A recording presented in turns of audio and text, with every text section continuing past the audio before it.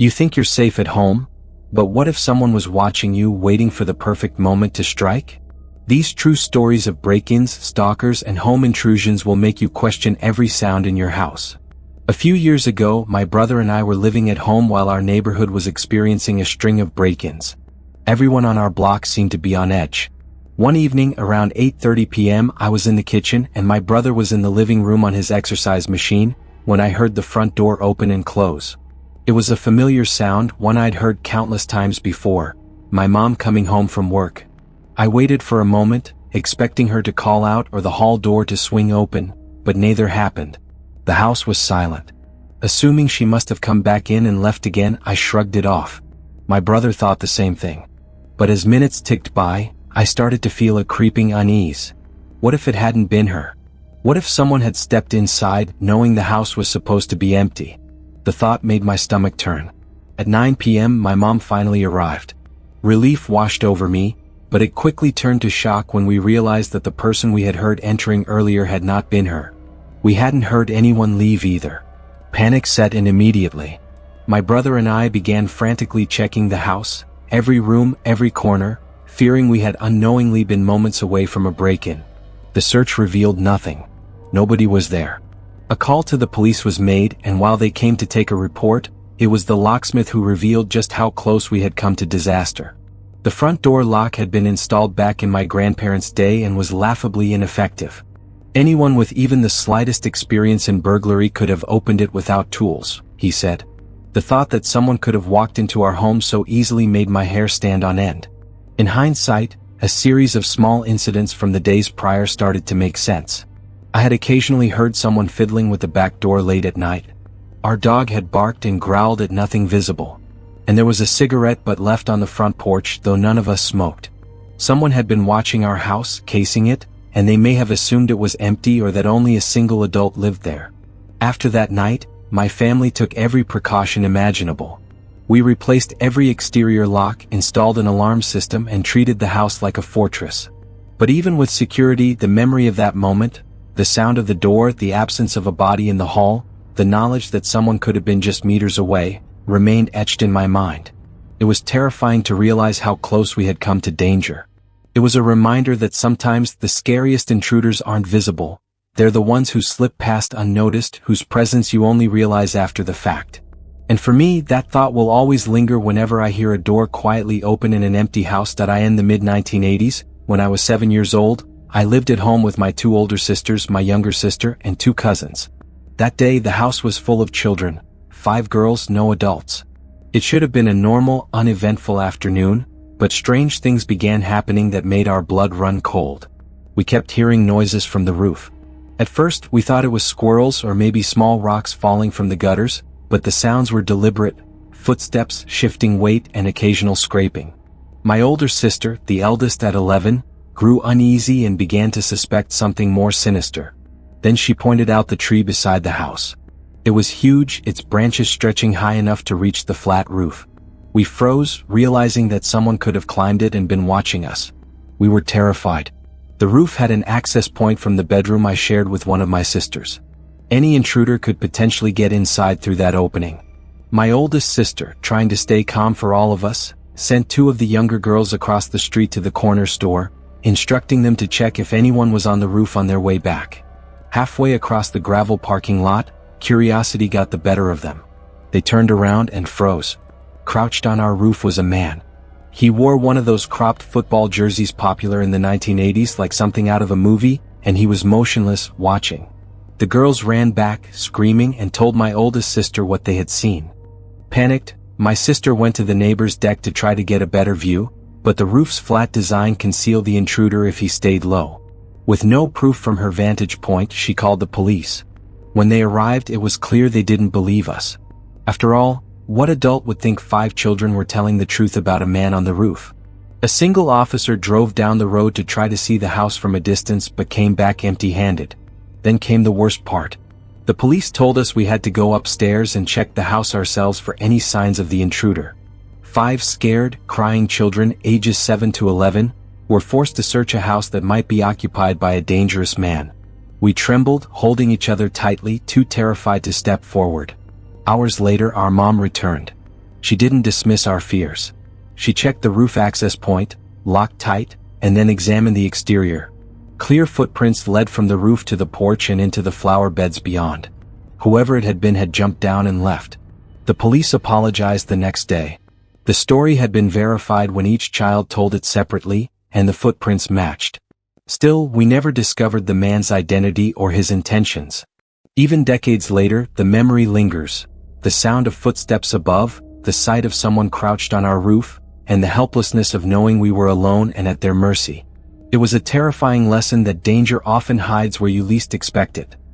Last year, shortly after 1 a.m., I was lying in my second-floor apartment, winding down for the night.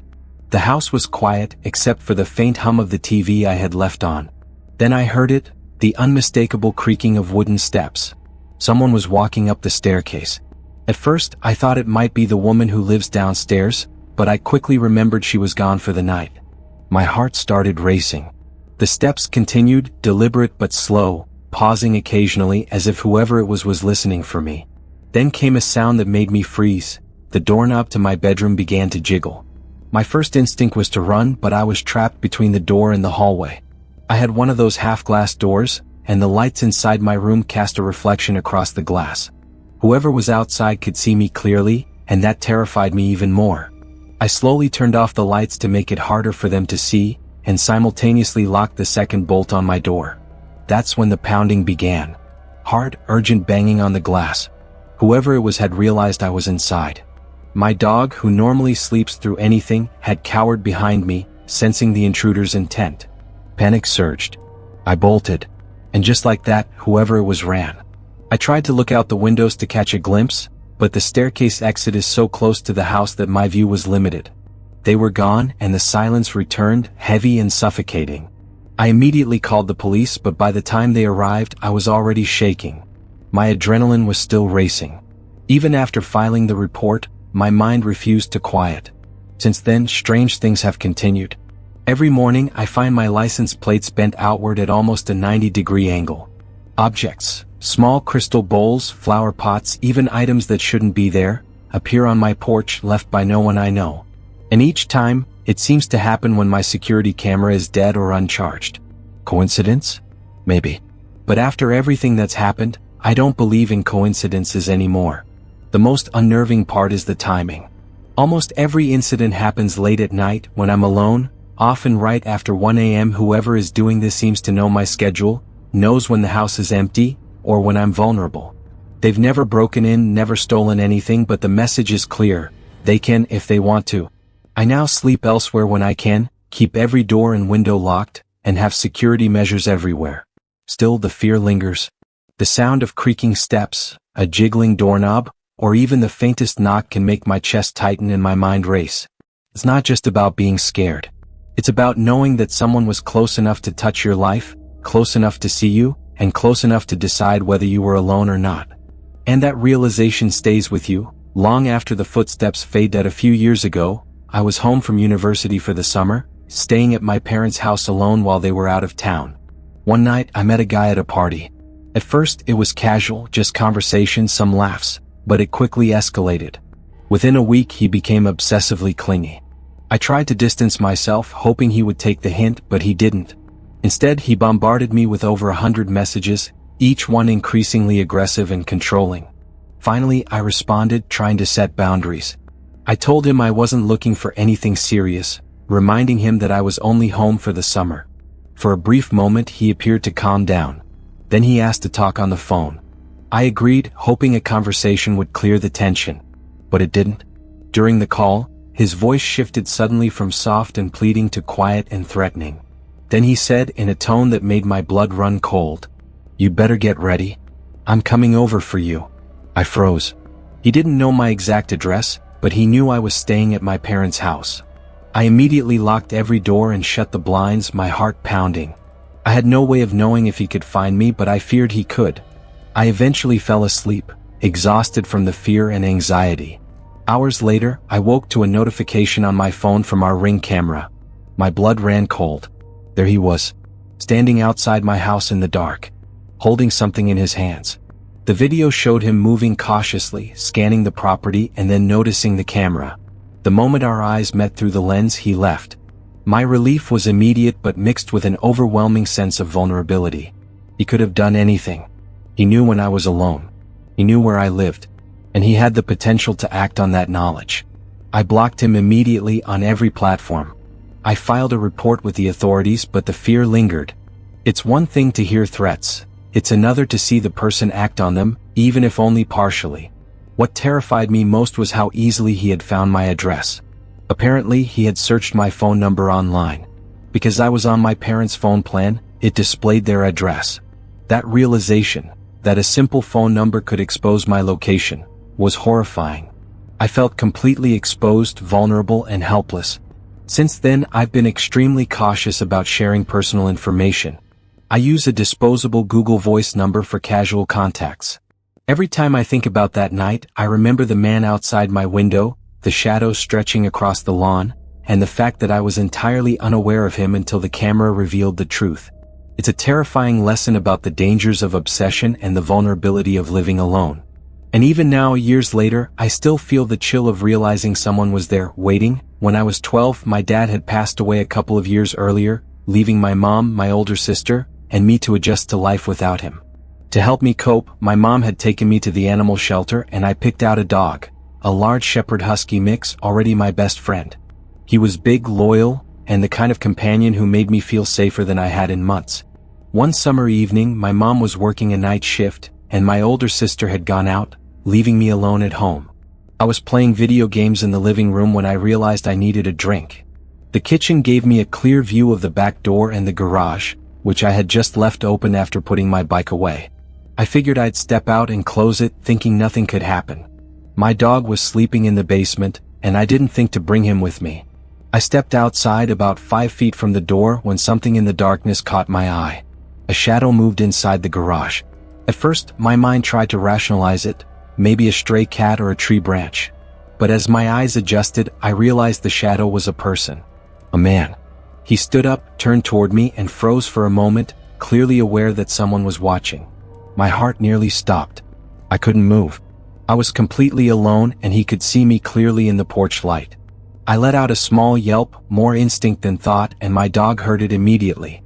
From the basement, he bolted up the stairs and leapt into the backyard, snarling and growling at the man. The figure didn't wait to see what would happen next. He turned and ran for the back fence. My dog chased him, but the man made it over the fence just in time, disappearing into the night.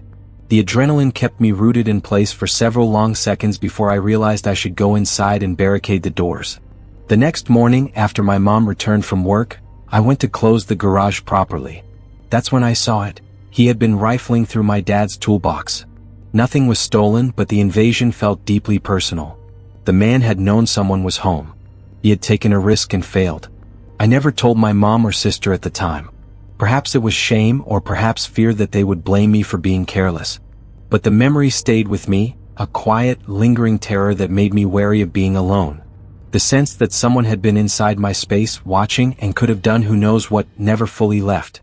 Even now, years later, I remember the shadow in the garage, the sound of my dog racing to protect me, and the sheer panic of realizing how vulnerable I was.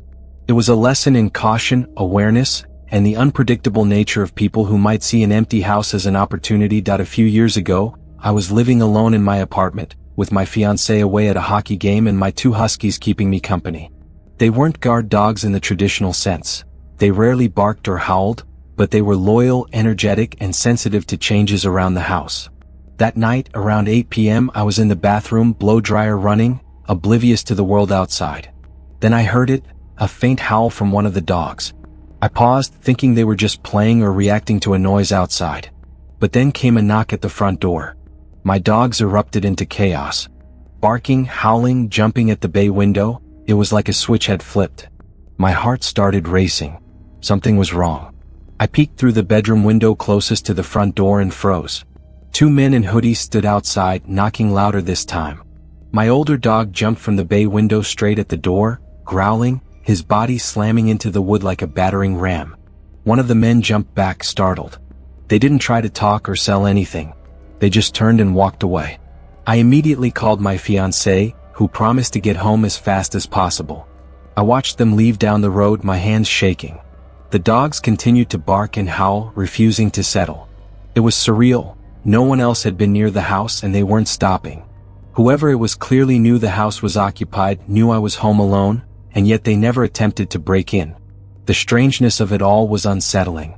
The men weren't making any noise beyond knocking. They didn't interact with neighbors. They had no apparent reason to be there, other than to intimidate. It was clear, they weren't after valuables. They were sending a message. Someone had been watching and they were aware of me. Even with my fiancée on the way, I couldn't shake the terror.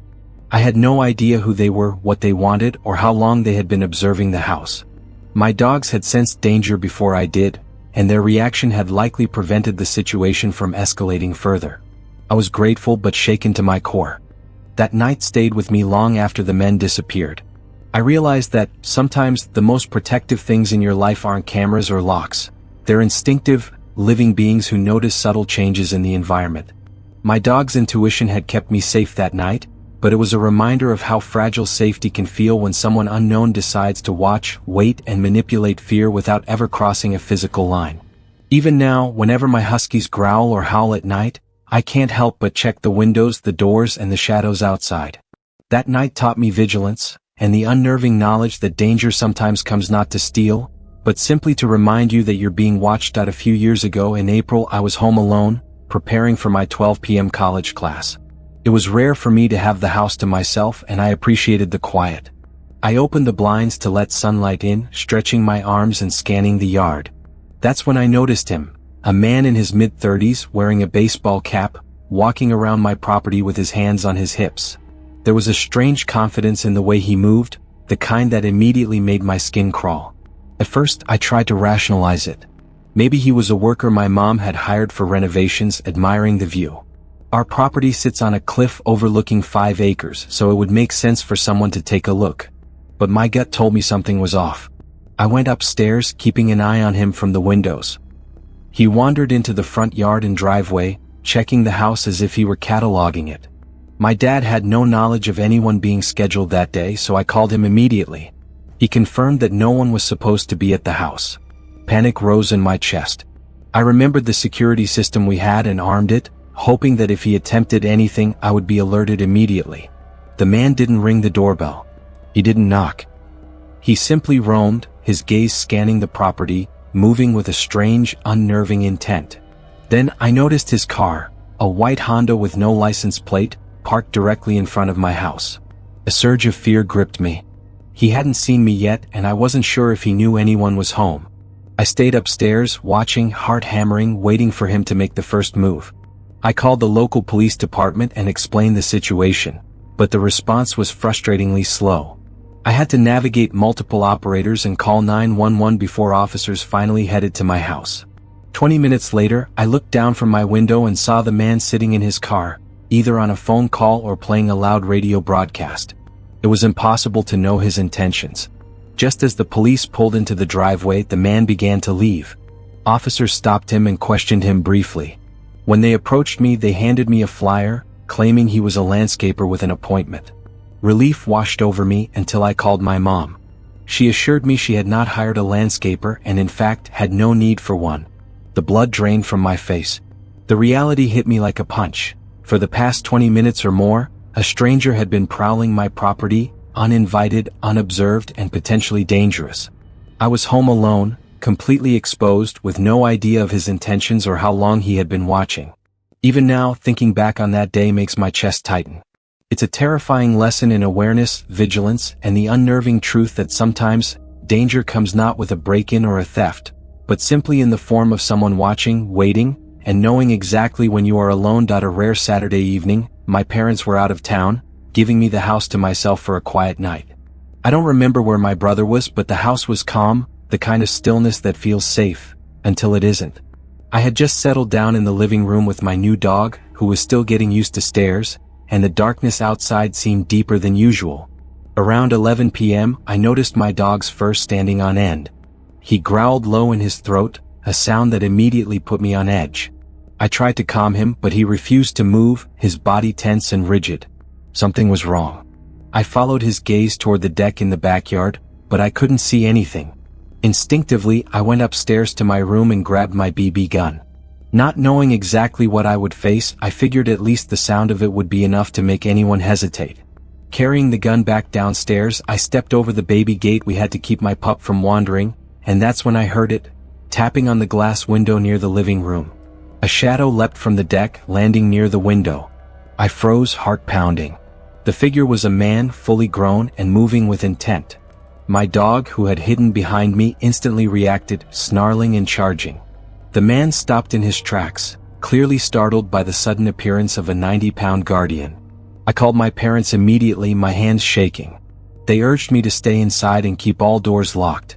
My dog stayed by my side, growling and barking, every muscle coiled for defense. The man didn't linger. He jumped off the deck railing and disappeared into the night, leaving only the sense of threat behind. When my parents arrived later, the deck lights revealed the signs of intrusion. One of the metal chairs had been pulled far from its usual position, angled toward the window where I had been sitting. It was clear someone had been trying to look inside to see if the house was empty, or worse, to see me alone. Though nothing was taken, the invasion was deeply unsettling. Whoever it was had known the house was occupied, had approached carefully, and retreated only when confronted by me and my dog. The experience left me shaken, realizing just how vulnerable I could be in a house that felt safe moments before. Even now, months later, I can remember the adrenaline surge, the eerie silence before the shadow appeared, and the intense relief when my dog reacted in time. That night taught me to trust instincts, to respect the intuition of my loyal companion, and to be vigilant, even in places that feel familiar and secure.